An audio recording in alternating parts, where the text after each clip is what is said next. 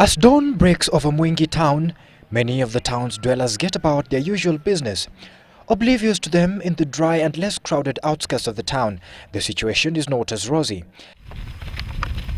At Ikoma, several kilometers from Mwingi, an emaciated Ndanu Mwendwa is breastfeeding her 10-month-old twins, contrary to her doctor's instructions. Ndanu is HIV positive. I was told by the doctor not to breastfeed after 9 months, but I don't breastfeed them.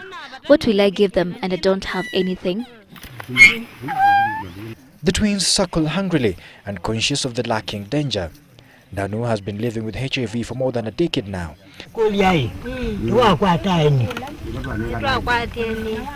Opportunistic infections have already interfered with her hearing abilities.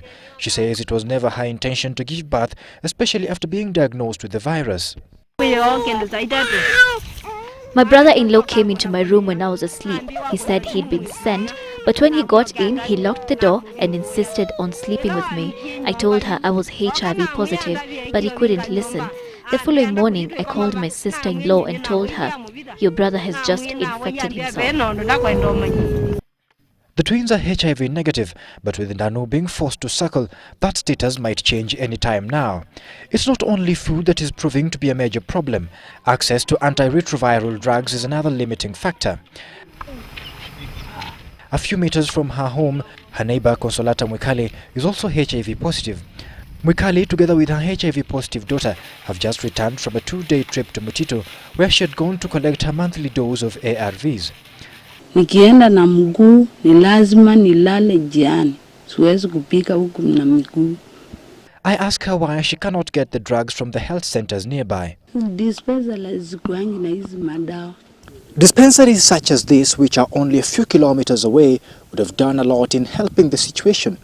However, the personnel are not adequately trained to offer ARVs.